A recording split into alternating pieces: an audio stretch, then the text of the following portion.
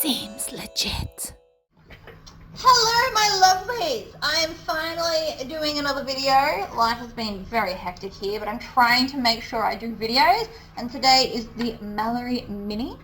I have used like a really cool clip because I had one. You're going to start seeing a lot more crazy hardware from me now, just because I feel like it. I'm in the zone.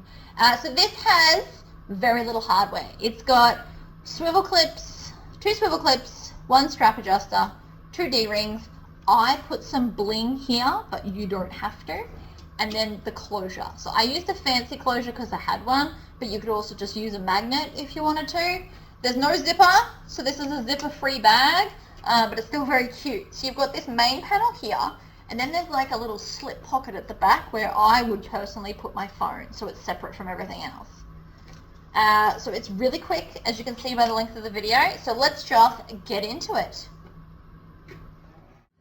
Alrighty, so I have my computer with the instructions off to the side because the first time I tried to make this, I started all wrong because I was just totally winging it.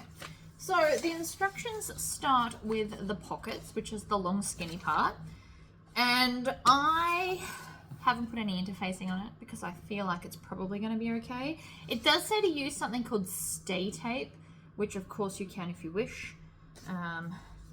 But I'm not going to. I also managed to find, which you would have seen at the start, one of these cool little clips, which I'm pretty excited about. And the reason I'm bringing it up is because there is a placement on this particular piece.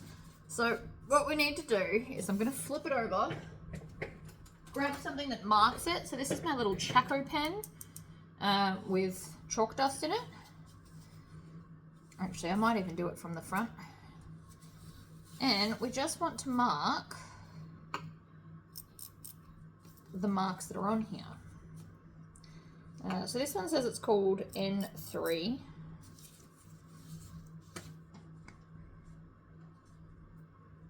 Alright, I'm just going to line it up like this and then mark all of the bits. Like that, and then I'm going to shift it slightly to the other side to mark all the other bits. This will just ensure that we get a straight line. And this is chalk dust. So this particular chalk dust actually irons away as well. But otherwise you can just brush it off at the end. I do need to refill that thing. So we've done that. And then it says, to make the first pocket, fold the card slot C. I don't know which one C is. Wrong sides together at line number 1. So line number 1 is this one here. So this bottom one we're going to fold at the line like that, and then we're going to stitch across. Now I am on a 2.5 stitch length, and this would be better done on the green machine, but I'm sure it'll be fine. I went nice and slowly because this fabric may not love me like it should. Okay, then it says, next with right sides together, align this with N1, which is the bottom next line like that. And then I assume we clip it in place. It's a fair assumption, I should think.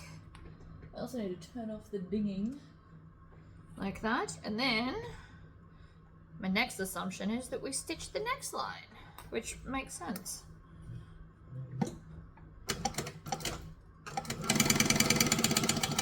So I'm stitching at 1/8 of an inch, and I'm making sure I backstitch on both sides. And then, again, another assumption, but we go up to the next set of lines there. And then I'm going to add these into the clips. Funny about that. Making sure that it's sitting straight. Straight is very important. You don't want wonky donkey card slots. Nobody wants that. And then we're going to fold this third one here, and we're going to top stitch.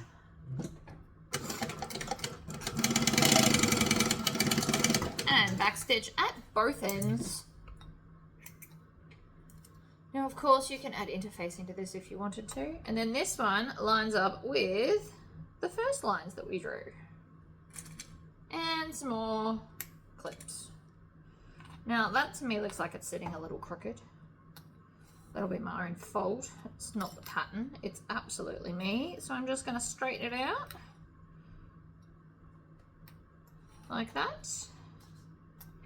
Clip it all in place and you should now have fabulous card slots. I should check the instructions, but I feel like I'm pretty onto it. And then we need to install this part, which is the bottom half of our clip. So this goes in like that. It's also got a plate for the back. So you want to straighten these out like so. And then with this pattern piece, it tells you where to put it. So right there. Now, if you need to, a good way to mark this is, oh my gosh, where is it? Grab a sewall, stab it through like that, right in the center. Press lock placement, which is there. And then we're going to put that like this.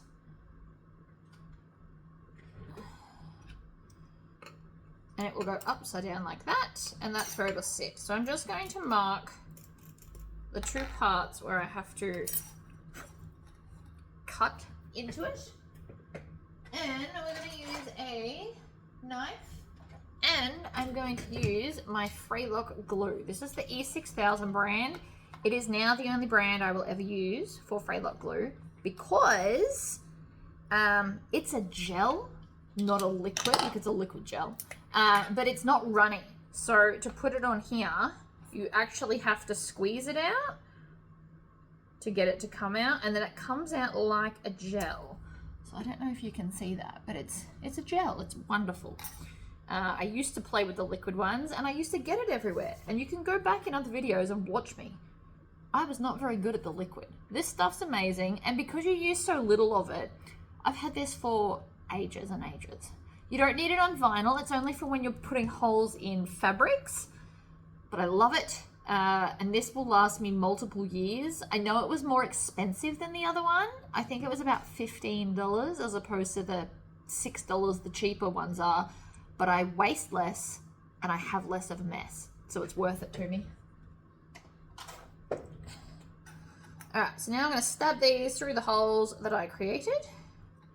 Pop this on the back because it's a gasket. For anyone that needs to know what they're called, they are called gaskets. Alright, squish the fabric through like that, and then we're going to bend them in as hard as you can. And then if you need some extra help bending it, you can use these bad boys. Now, of course, you can install a magnet instead if you don't have these or you don't want to use these. I just happen to have some, and so I've decided to use up all of my crazy hardware. Now that I no longer stock hardware, I want to use all the crazy stuff. There's our card slots. Now this is probably not in the pattern, but what I'm going to do is from the bottom up, I'm just going to tack the edges together to stop the card slots from shifting. Like that. I'm also nearly going to run out of bobbin thread. I can hear that it's nearly empty. And you always go bottom to top. It will stop them from shifting while I'm trying to tack them together. See?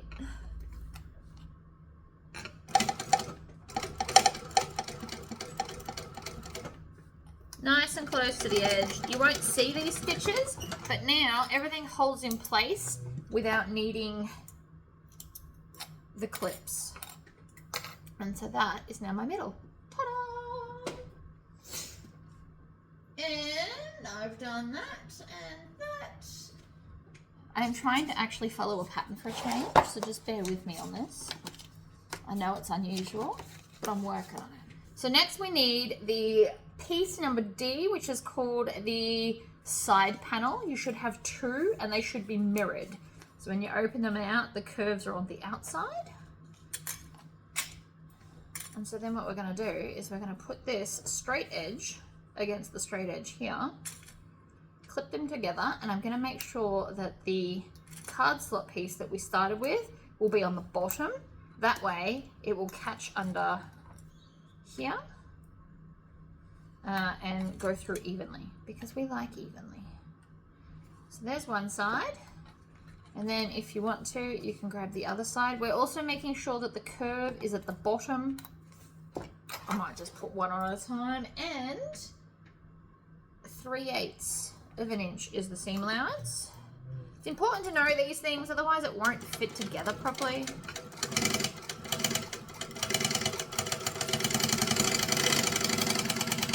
And again, I'm sewing bottom to top. The other side though, I will sew top to bottom, because I like to have the bulk outside of the throat. So now I'm just going to fold that back, and we're going to top stitch that down at 1/8 of an inch.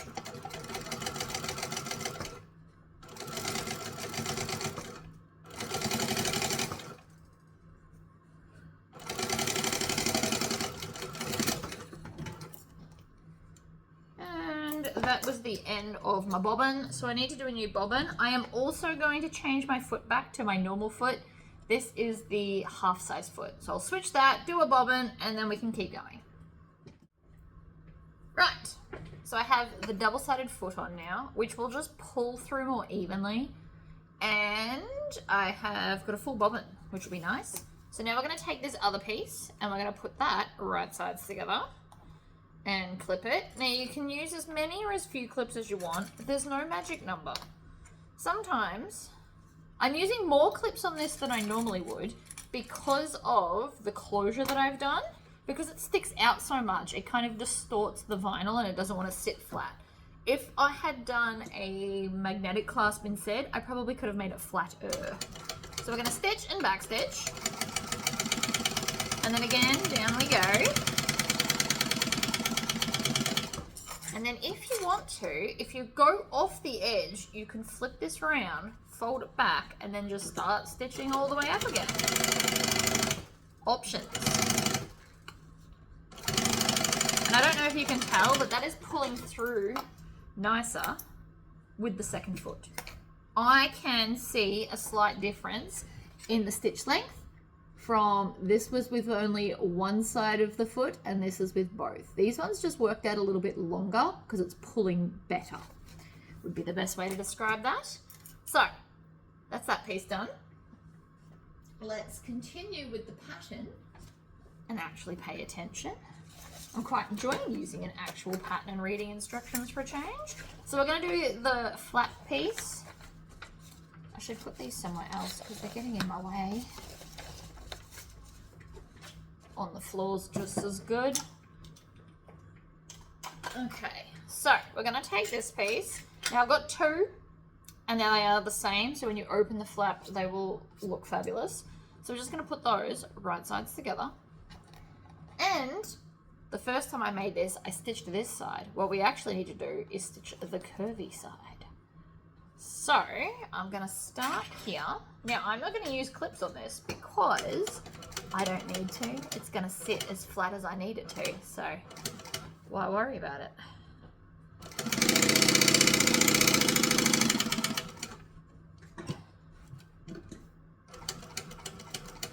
And across and curve around.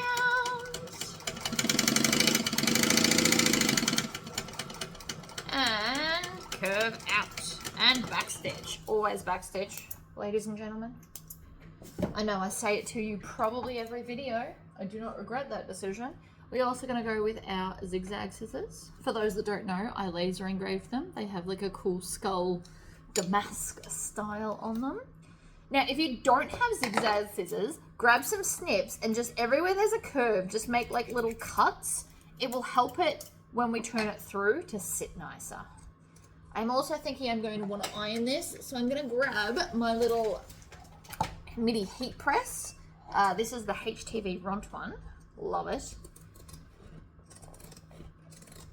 We're going to use that as an iron. So you can use it as a heat press and an iron because, let's be honest, a heat press is basically just a heavy iron. When you really think about it. And I really hope I did this right this time because this is what happened last time. I got to this point and then realized I stuffed up. But I've sewn the opposite side this time, so we should be fine. I'm going to put all of that in the bin because you don't need it. I mean, you can keep it if you want to, but I don't have any projects that I can think of to use it for. And then we're going to turn it through. Now, by having the zigzag, these curves should be amazing. I also have, and I bought it purely for my new setup, this is a felt mat by So Easy, but I'm going to put that bit on the bottom. So it's going to be my ironing mat. I really wanted one just a little bit bigger than this, but it only came in this size or huge, and I didn't want huge. A, I'd have to store it somewhere near, and B, it just wasn't feeling it. So I've turned this out most of the way. Then I'm going to grab my turning stick. For those that are new here, this is a flute cleaner. But use the wooden ones, not the metal ones, as the wooden ones just work better and they don't damage your seams like the metal ones do. Ask me how I know. So I'm just going to run this basically along the seam line to push everything out and be fabulous. Including, we want to get this seam out at the side here as well. And then, because this is now hot, I'm going to treat it like an iron, and we're going to iron it flat. Ugh. This does get very hot. I've set it to 180 degrees because that is my favorite setting. That's Celsius, obviously. Fahrenheit, I believe it's 350. I only know that because of baking, weirdly enough. Most things you bake at 180 degrees, like cakes and stuff. You can just hold it, squish it down a bit. It's looking good. Iron it nice and flat. Flat is key. Alright, I'm going to turn that off, set it aside so I don't burn myself.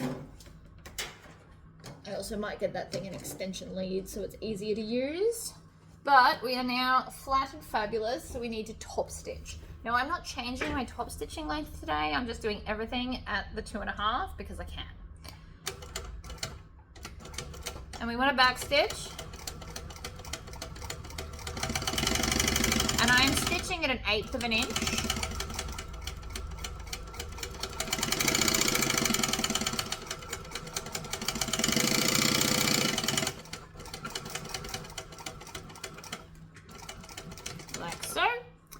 And then it does say to stitch this part together as well, so we may as well just go the whole way around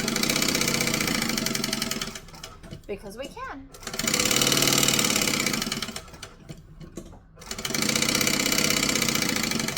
And then that way we end up back at the start, so you can cut all your tails at once.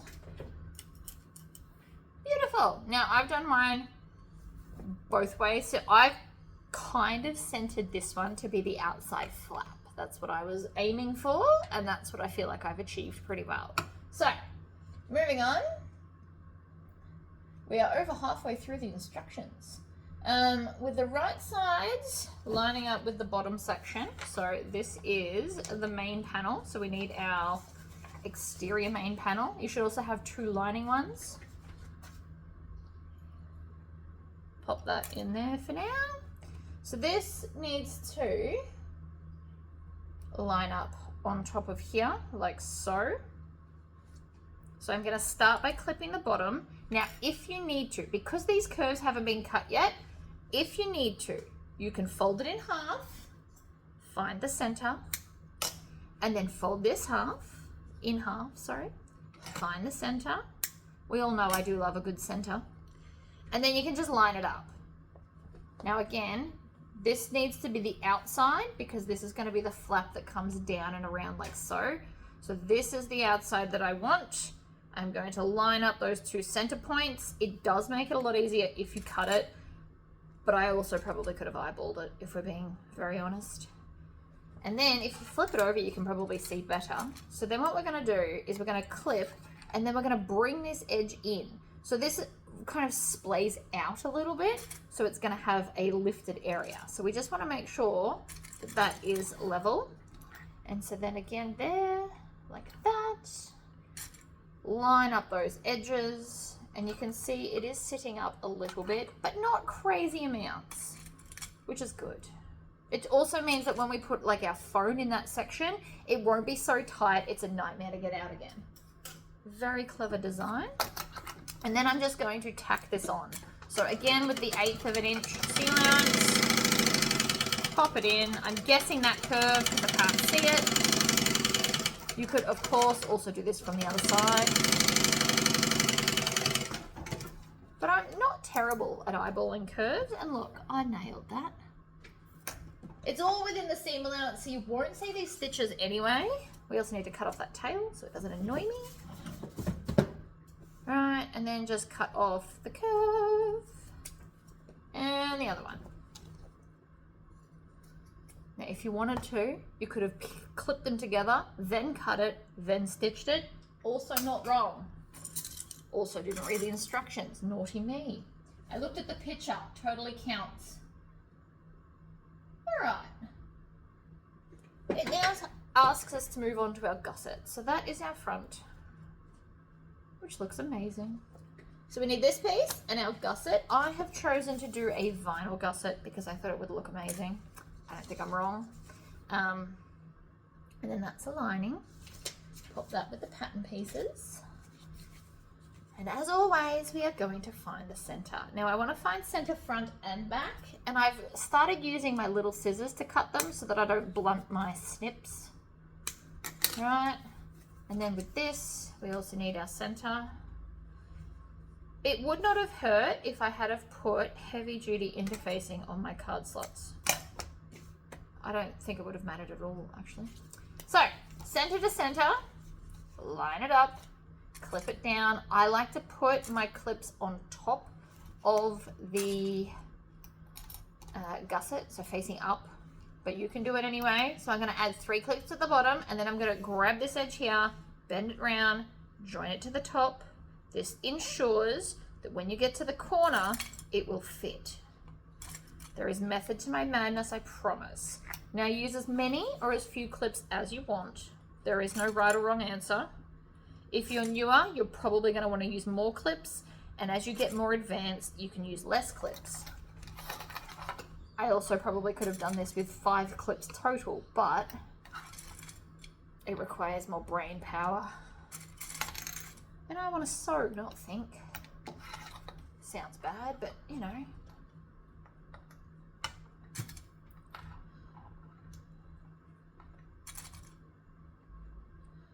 Clip, clip, clip. Right, so that's the curves done. So now we're going to stitch this one on. I haven't put foam. They have foam in their gusset. I haven't done that because it's vinyl and it should be alright. And because it's little. If it was a bigger gusset, the foam is absolutely necessary. And if you're making this out of all fabric, I also recommend using foam on the gusset as well. Or some really thick interfacing. So the main thing I'm aiming for here is no pinches when I stitch this. Back stitch. Quite often in the corners, you can get little pinches. Now I can see that I didn't, but it's always good to just double check. And then again, with our zigzag scissors, for those that need to buy some, they are called pinking shears, but zigzag scissors is way more fun to say. So I'm actually just gonna cut the curvy bits down so that they're easier to get a nice smooth turn, like that. And then, what does it want us to do next? I did that.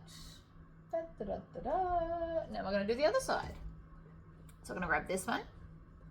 Now, I'm thinking that if I kind of roll this up and tuck it inside, triangle it and tuck it inside, it should then be out of the way as well as not in the seams. So I kind of did like a triangle and then tucked it in. And so then again, center bottom, line it up. This is why we love the center of things, people. Like that. You can also have it hanging out the top if you want to. It's not a wrong response. And then I'm going to come up here. So I like to have at least 3 clips at the bottom, 5 for bigger bags before we start yanking on it to the sides. Yoink.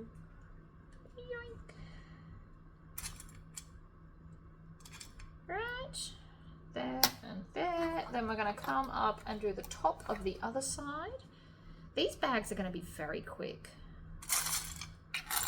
There's no zipper. There's very little hardware. Speaking of hardware, I need to go do a hardware order today. I'm just missing like individual like bag hardware in all the different colors. It's very frustrating. I'm not like out of all my swivel clips, just only in one color, and then something different in another color. So it's going to be a bit of a mishmash thing.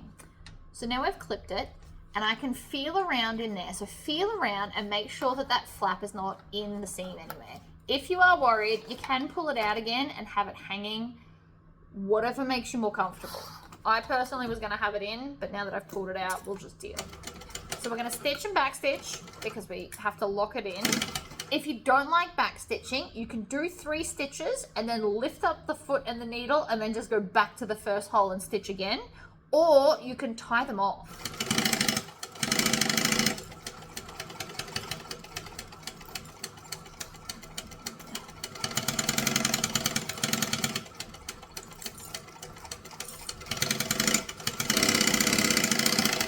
And then when we get to the top, we're going to back stitch again or tie it off, whatever floats your boat. I like back stitching when my machine doesn't hate me. Again with our zigzag scissors, cut off the curves. Chop.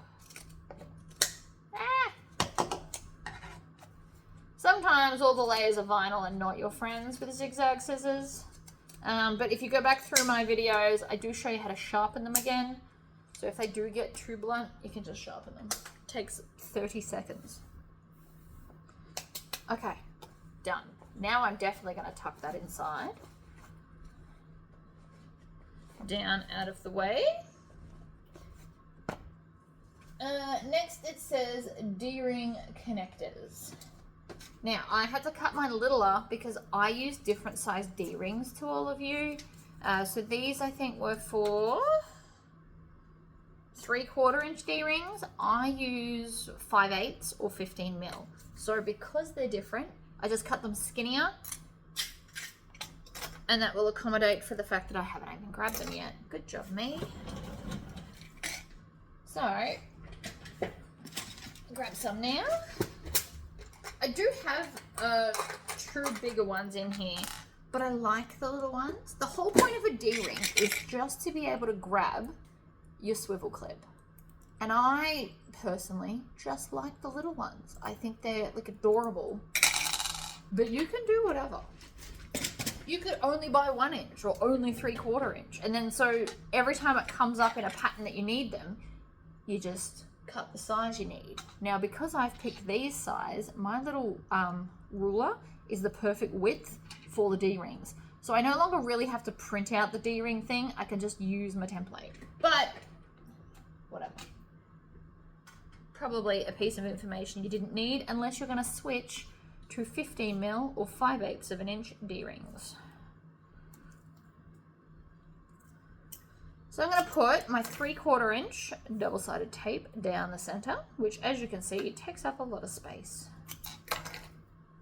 That's just good. That means it'll hold better, hopefully. Peel off the backing. And then I'm going to squish both sides to the center. Now this is really skinny when I do it like this.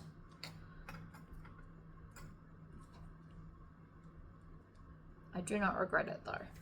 And then, just to make sure it's going to stay where I want, I'm going to grab my little roller and squish both the side seams. Now, you won't be able to see that on camera, but I watched that get visibly flatter at the not curves, at the bend. All right, push it down. Push it down. The other option, of course, is instead of like if you wanted to make these bags as cheap as possible, you could also replace these with rectangle rings, and then you wouldn't need your swivel clips either. You could just have the strap directly attached to the bag. It does make it cheaper, but I kind of like the hardware around. Each to their own, I suppose. Now I am going to top stitch each side of this. It might seem pointless because it's skinny, but it'll look nice, especially if you've done a contrasting thread color. You'll also notice I'm not back stitching. It won't matter. Then I'm going to grab the next one and chain stitch. It's why I squished both of them at the same time. It's also why I ran the roller over them to make sure that they wouldn't pop up again. Especially with little stuff, the smaller the curve, the more likely it is to kind of pop and not stick to itself. I don't know why, it's just a thing. So now we've got our stitching, which still looks pretty. You could have also stitched it closer together if you wanted to. There's that. Now I want to put some studs in this, so I'm going to do it at the end.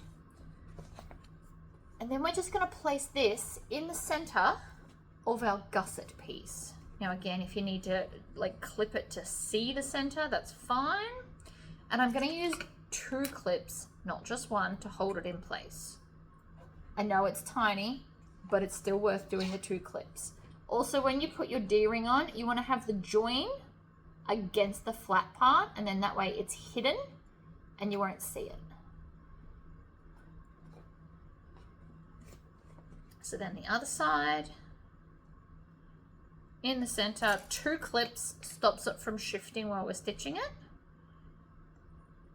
which is important, I should think. Now yours, if you've done the bigger size, it probably takes up nearly all the space, which is fine. So that's the exterior completely done. You can tack those in place by stitching at 1/8 of an inch. I'm just going to leave them as is and move on to the lining. So if you wanted to like up this bag a little bit more, you could add a zipper pocket in here if you wanted to, but I'm trying really hard to stick to patterns. Look at me go. I'm even scrolling through it to make sure I do it right. I also, when I cut this, apparently I did not cut the lining interfacing level, so we're just going to cut it off so it doesn't distort my sewing, because it can quite easily trick you. Right, that's done. So, fold it in half, find the center, because we love the center of everything. It is just the easiest way to work it out. Oh, see, up the top here, I've just got a wonky donkey bit of interfacing. Now, if you are one of those people that when you make a bag, you always have a saggy lining, there is a simple solution to that problem. And the solution is that we do as big a seam allowance when we sew our lining interfacing, or a smaller seam allowance on the exterior.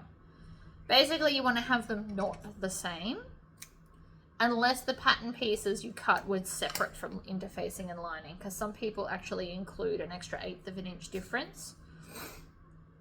But for this one, and for the purposes of let's learn something cool, we're going to do that. So I'm going to join the center bottom together, and again with the clips,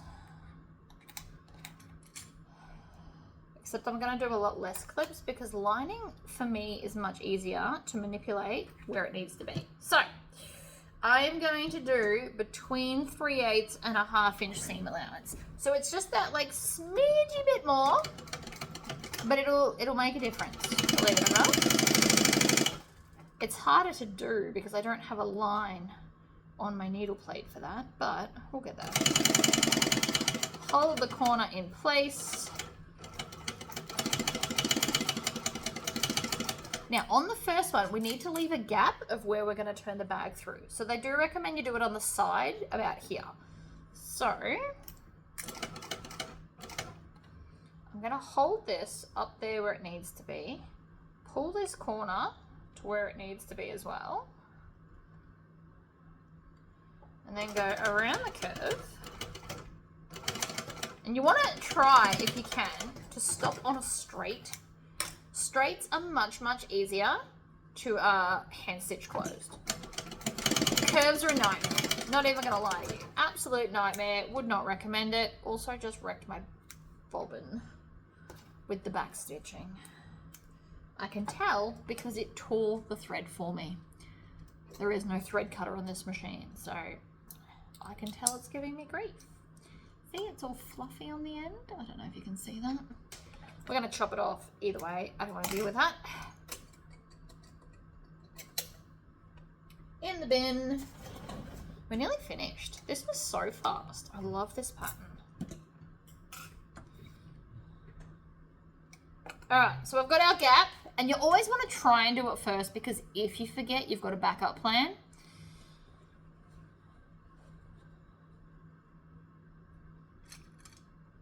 It's also a good habit to get into, to leave the gap first.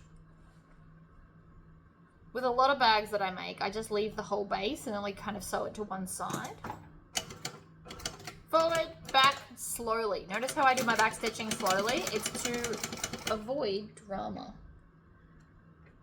I'm also just making sure there's no drama under here. Line up the edge.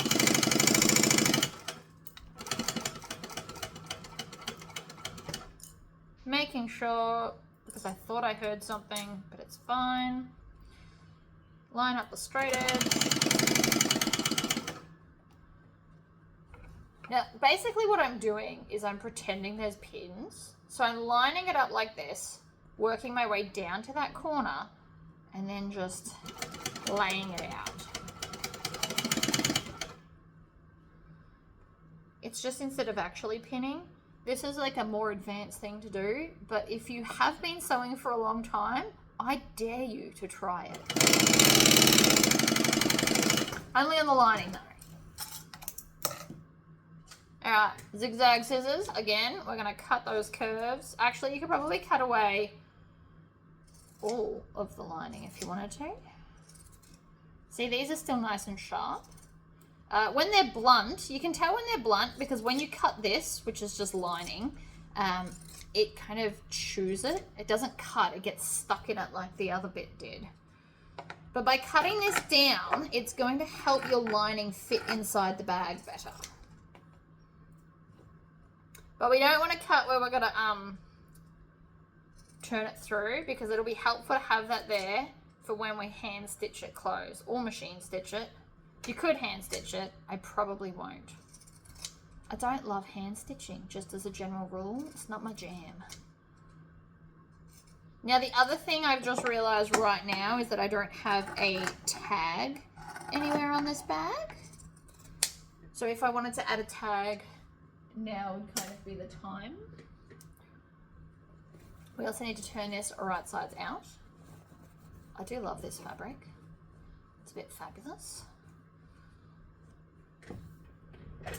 So let's add a tag.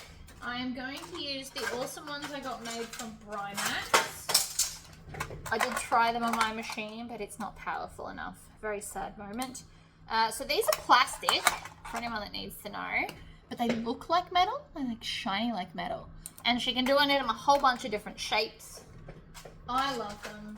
I also bought mini, I've got to find them, but like little, what are they called? Oh my gosh. Rivets is the word I wanted. I bought mini rivets to put them together. So you can see here, they are considerably smaller than other ones.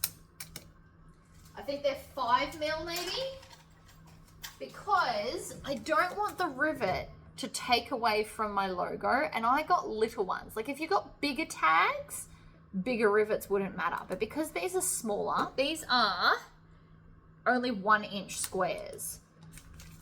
So because of that, you want littler rivets so it doesn't take away or cover up the logo that you got lasered on there. Makes sense to me. Generally speaking, I use 9mm rivets for like general, all the other stuff, but these ones are about 5mm. They're very, very tiny. Now, I want to find the center, so I'm going to put the two seams together to find the center at the top, clip it, because, you know, that's what we do. And then I want to measure with a ruler. Doesn't matter what ruler. I'm going to go 2 full inches down because we've still got a seam allowance and I want it to be a little bit in. I could also put it, you could put it like here on the outside if you wanted to. Or you could put it in the center at the bottom, so down here. There's so many places you could put your logo. Today, because of how I'm doing this, I'm actually going to go 1.5 inches down from the top and then line that up there like that. And then I just need my Chaco pen again to get some chalk dust in there so I can see where I'm punching holes. And I won't be using the rivet press for this because it's unnecessary. Oh. So there's that one, punch a hole, and again, we're going to use fray stopping glue so that it doesn't, you know, fall out. Generally speaking, I wouldn't put these on the inside, but it'll be fine. I have faith. Right, little tiny bit of that. Again, love this stuff. I'm gonna leave it there so you can look it up. Wipe off the dust, pop these in, and you can see they are just big enough to cover the hole. Amazing. I also won't be using my rivet press to set these either. It's another little trick. It's also why I want to show you. So put that in, push the back on. We're going to do the same to the other side. Maybe. Oh, there you are. Other side, backing on. Now, because it's so small, if you did this, oh, stop it.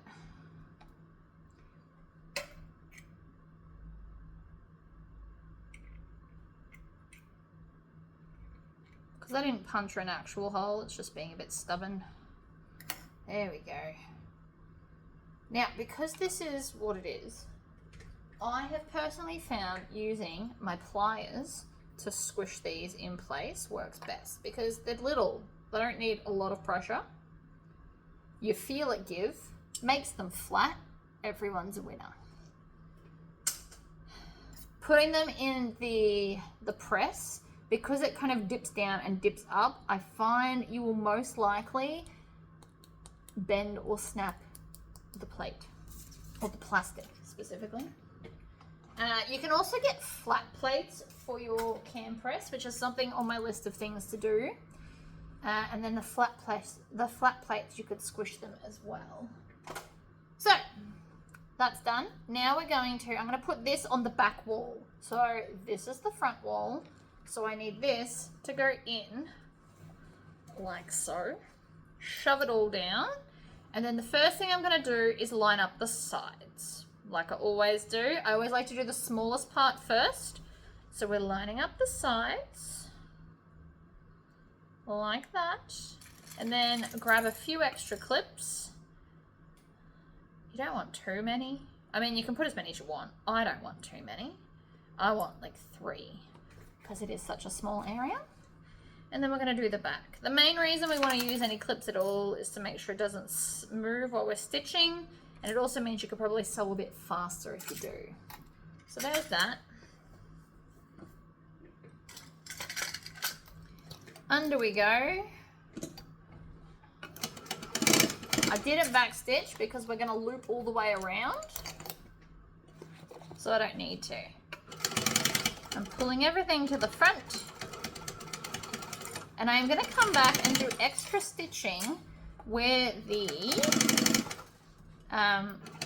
D-rings are, because that's what's going to hold the whole bag, and you just never know what people are going to put inside their bags. I know I say that sentence a lot too, but it's so true. Like, you might have someone that wants to take this bag and collect that many rocks. Now, if you think how much a rock weighs, that's a lot. So I'm just going to come to this side bit. I'm going to stitch and then back stitch, and then stitch, and then back stitch. And it looks messy, but that has just given us a lot more kind of grip so that it doesn't fall apart.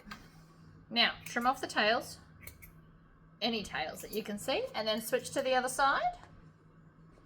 And we're going to do the same thing. So this is just going to increase the likelihood that the bag will never fall apart. I feel like it's an important step, personally. Trim off those tails. Now, pull the lining out. There's our hole. The first thing I want to do is grab that flap and bring the flap through first. Whenever you've got a bag with a flap, always pull the flap through first. I find it gets it so it doesn't get all tangled and caught up in the way. Right, and then you just pull gently. Gently pull, people. And then I'm going to put my hand back in to help push the corners out, because we want the corners to be beautiful and fantastic and all the things. Right? These are meant to be loopy like that because I've got some really cool rivets I want to put on there. So we're going to do that. And then we need to tuck in this raw edge. So the way I do that is I pop my fingers at each end and pull taut and then kind of pinch it together, and then we can top stitch. Now again, if you want to, you can absolutely go ahead and invisible hand stitch this. I will not be doing that, mainly just because I hate hand stitching. You could also put a little fabric tag in the seam as you sew it, depending on how you want to label your bags. So many options. Right?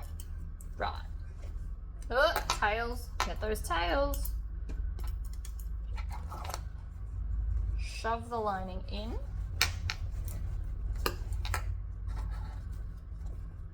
And then, just for some added security, I'm also going to top stitch all the way around.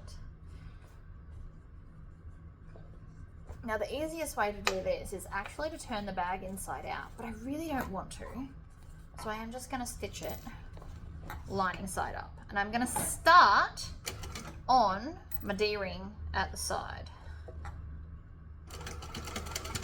You never want to start your top stitching right, like center front.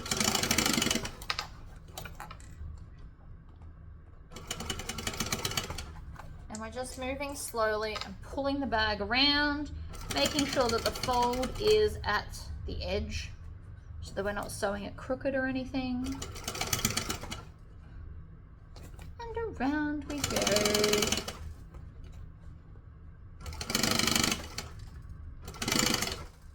And then when we get back to the start, we're going to do 2 stitches, back 2 stitches, forward 1 more, just to really lock it in, and then trim off the tails. And that should prevent it from unraveling. Look, we're nearly done. So now I just need to add this bad boy and make a strap. We're going to make the strap first. Here is my strap. It is just a normal 1-inch piece. I'm doing a 1-inch strap because it's a smaller bag. You also want to melt the ends with a cigarette lighter, or when you cut them with a soldering iron with the knife blade, and it will seal it as you cut it. It's just more things I would need to have everywhere, which is why I haven't got it. So we're gonna go. These have a slight curve, so we're going to make sure it's a convex, which is a mountain, and then we're going to go up and down through, like around that center bar, and then we're going to do a barn door. So for those that don't know what a barn door is, it is stitch forward and then diagonally down and then across the bottom. And I like to leave about 1/8 of an inch from the very edge and then diagonally up to where we started. And it looks like a traditional barn door. That's why it's called the barn door. I didn't name it, just before you're wondering. So you get like this, I don't know if you can see it because it's black on black, but you get like this X. Then, with the join side up, we're going to make it flat and smooth. And then I'm going to put this on flat side facing up and then go back through here like that. Making sure that there's no twists. It can happen. It just happened then. Twisted itself. So make sure that that's flat. And then this is flat. And then we want the join underneath. So I'm going to put that over and under like so. So we should have flat, this on top, and then the join side underneath. That makes the prettiest strap. The pattern does come with like end tabs you can put on if you want to.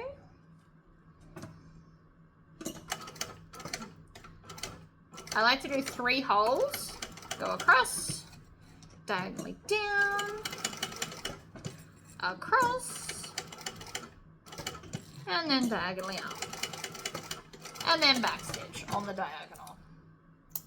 Trim off all of the tails, like so. That's that done. So that is now our strap.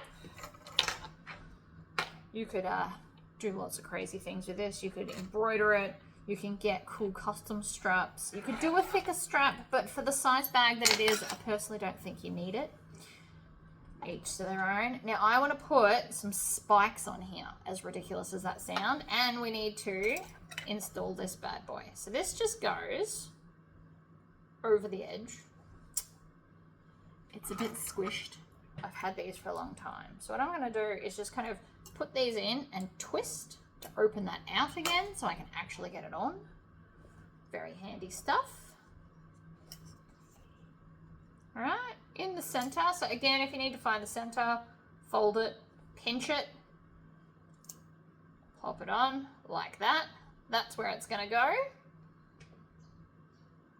And grab a sewall, stab it through, stab it through. Whoops. And then this bit goes through the stab holes and then kind of folds over underneath. One side.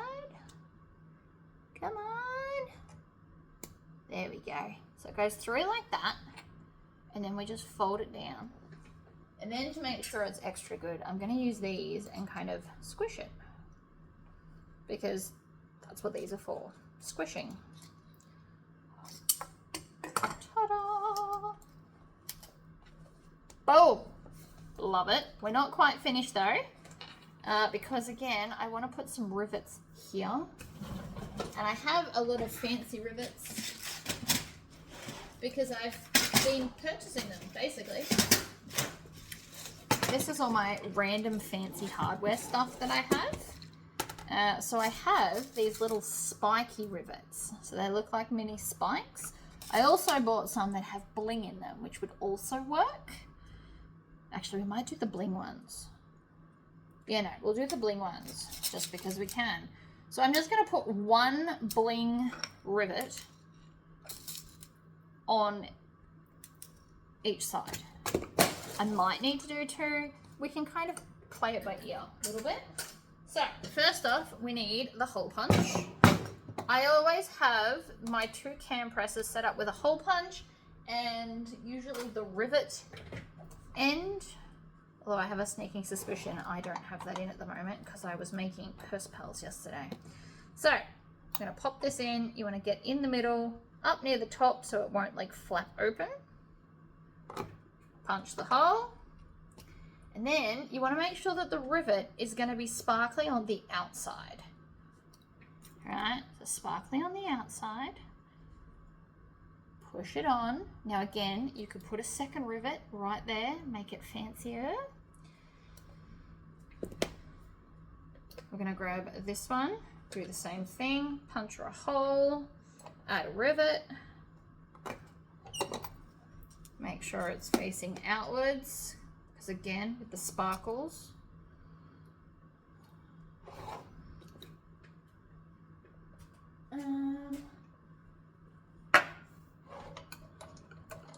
undo this. For those that only have one, you just switch it back and forth. You do all the punching and then all the pushing. Like that.